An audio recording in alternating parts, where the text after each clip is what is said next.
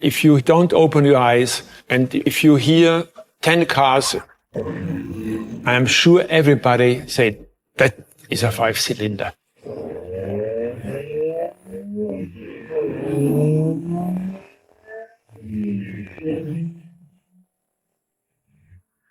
It cannot be mixed with others. You always find it. You always hear it. Whenever a car like that is passing by, you hear this is a 5-cylinder.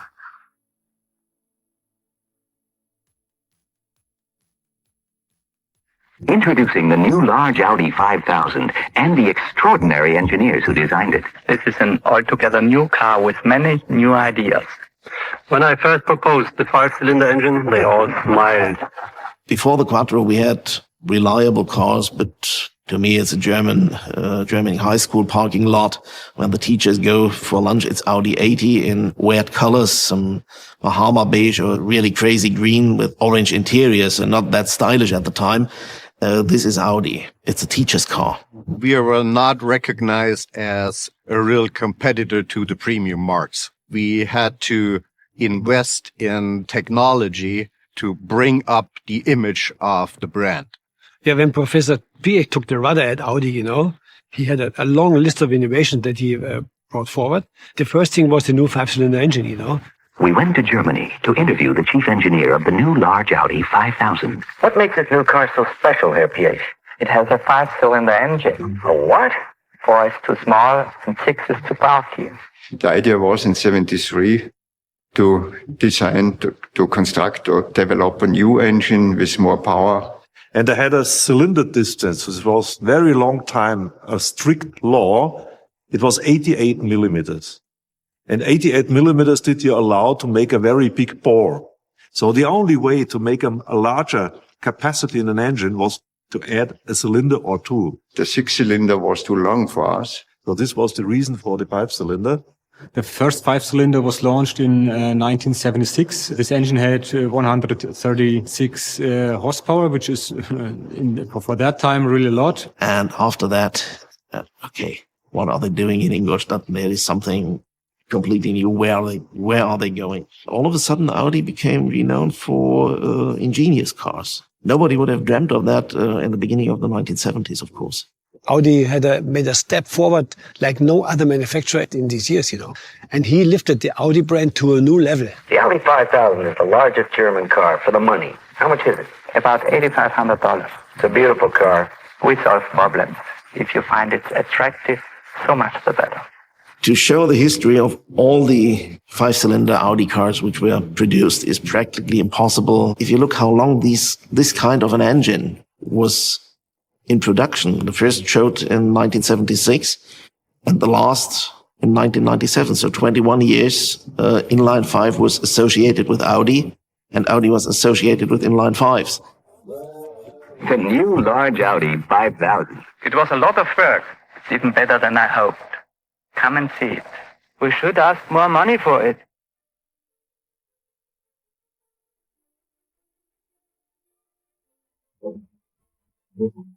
The special fact about the inline 5 is we have a history, a huge history, and inline 5, rally sport, motorsport.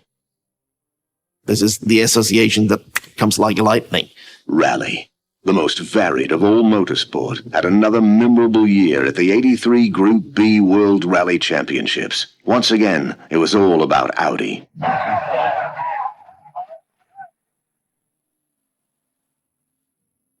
When the car came with 200 kilometer speed sideways, sliding to a corner, 1,000 people standing on the road, and they just, when it opened when the car came, now they would not even work. After winning the manufacturer's title in '82, that wasn't enough, as the team set out for their own Drivers' Championship title as well, led by some of Rally's best, Michel Mouton, Stig Bloomquist, and the eventual Drivers' Champion, Anu Nicola. Audi managed a nail-biting second-place showing. When we stepped into the rally motorsport, we had the 5-cylinder engine with a lot of horsepower, and we were the first with the quattro drivetrain. And that was, in the following years, a way of success. Having worked on this engine, I discovered the capacity of these engines racing and for rallying purposes, the 5-cylinder was the much better solution. Now, here in the 84 season, Audi has stepped up again with the signing of Walter Roll. End of 83, I said, now it's time to sign for Audi, because especially Dr. Pierre said, listen to our engineers, it's always cheaper to go with Roll against Roll. It costs a lot of money. Of course, I mean, Walter is for sure the best rally driver ever in the world. And Walter, with his precise and fine style of driving, he really took it up to the max, and it was fantastic to watch him.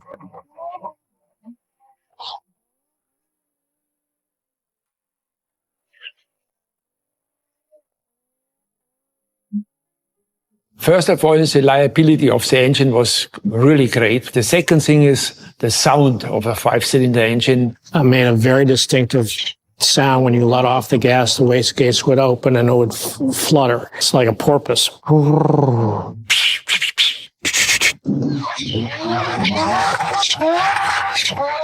And it was so distinctive that people, I mean, they didn't even have to see the car. They just could hear the car and they knew that it was the Audi. It's a key point for this car. This 5-cylinder sound is something very, very special. And I think that that's the sound that most people remember. There's no engine that delivers a more emotional sound than a 5-cylinder. It was a unique sound in the whole world of motor racing, you know, really cool. And it's another manufacturer's title for Audi as Stig Blomqvist wins the Drivers' Championship, followed by Hannu Mikkola in second place. This Audi team is sure to go down as one of rally's all-time best. It all began when Audi built a car to compete in America against the Americans. Welcome, ladies and gentlemen, to the GTE St. Petersburg Grand Prix. We're just moments away from cars on course. Dr. Pierre called and said, Mr. Stuck, we need you. We are going with Audi to motor racing. I said, what? I mean, Audi was legendary for rally, you know. And he said, no, we're going to enter the motor racing and we're going to start out in the States because we need some promotion there with Trans Am Series. So they said, well, why not, instead of proving this on dirt and gravel, why don't we prove the advantages on a road surface, on a racetrack? Everybody thought that I was absolutely out of my mind to accept this challenge to race basically a full-size sedan in the Trans Am Series, very competitive series in the United States. We first showed the car, the bosses from Chevrolet or whatever, then they come and say, see, look at the engine. No chance, you know. I mean, they didn't even think about us, you know. They were laughing at you, just said, you know. All the laughing stopped after the first race. we were just so dominant.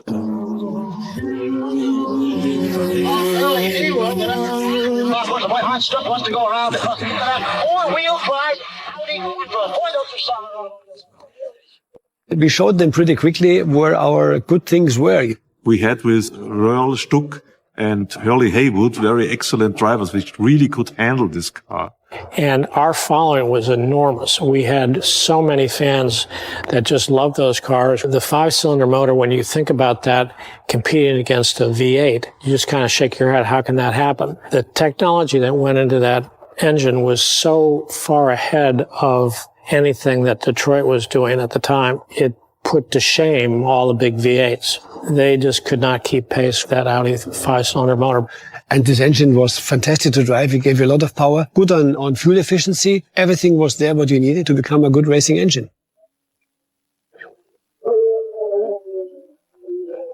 You know, the torque side wasn't as much as the V8s, but we had the all-wheel drive system that was transferring all that power equally to four wheels.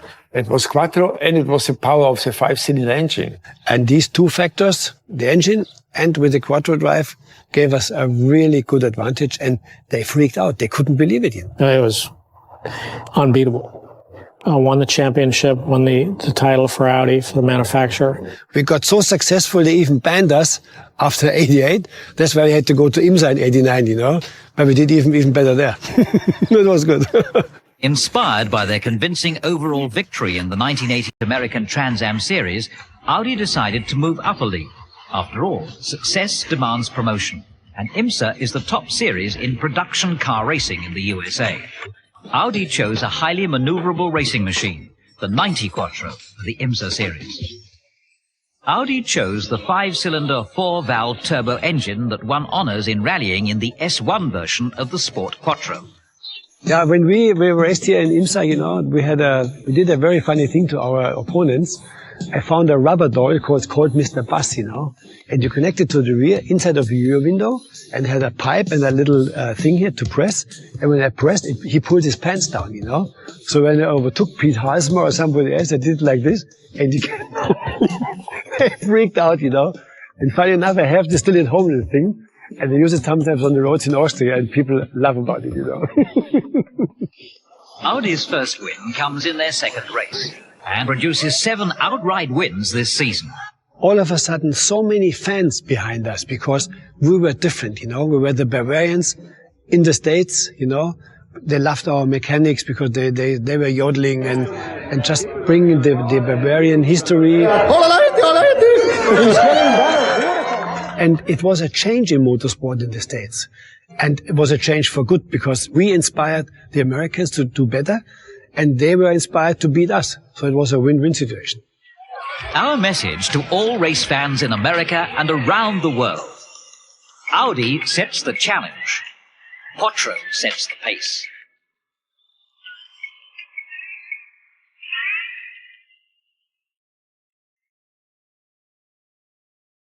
Welcome, ladies and gentlemen, to the 1987 Pikes Peak International Hill Climb, the race to the clouds, here in Colorado Springs, Colorado. Looks like we'll have a beautiful day for our racers to try and become king of the mountain. Audi has dominated the climb for 5 years running. Can rally legend Walter Roll pile up a 6th trophy today? Today, people which are not interested in motorsport, they don't talk to me about my rally career, about Monte Carlo. They all talk about Pikes Peak. 30 years ago, I was in Pikes Peak. That is still, for a car which is 30 years old, and there we go. Very impressive, even today. The most clever thing was that the Audi people realize, of course, you need four-wheel drive, you need an engine which has power, and all these things together. Four-wheel drive, 5-cylinder engine, downforce. That was the key of success. S1 E2, as it was called, Evolution 2, Pikes Peak Quattro, which set an eternal record, due to the fact that the road was paved later on. That was really a great show. This was the top of the development from the 5-cylinder race cars.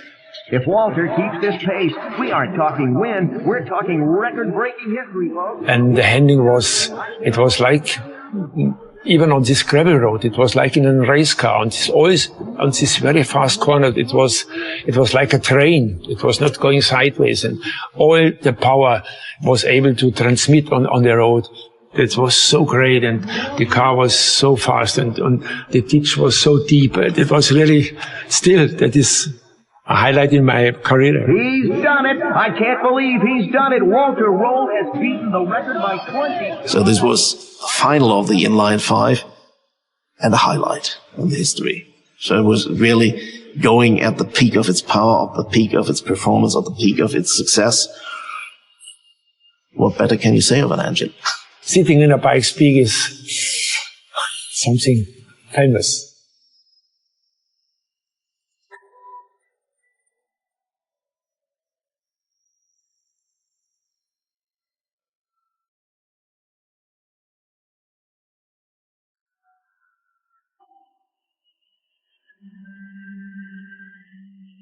After 22 years of absence from inline 5s, from own inline 5s, we have again a 5-cylinder in the production range.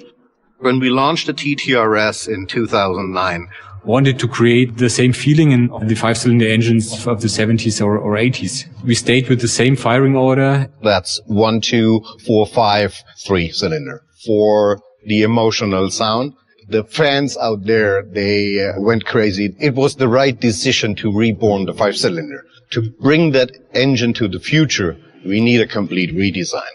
And we needed to have a power increase, and all that were the targets for the new engine. As I saw the first real engine, it was fitting in there, it was short, it was compact, it was great design, all the shapes are perfectly done, and I felt so happy about that, what we created in our team and what we created at Audi. I got goosebumps and everything, and I was just hugging all my colleagues I could grab then, and it's very emotional and was great. It's a real special moment when the new car is launched.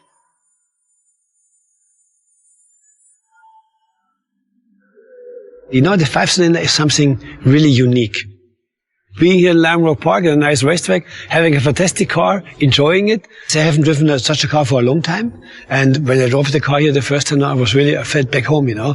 The torque, the revability, you know, it's just like coming home. And I was amazed, you know, the engine it sounds like it did sound in 89.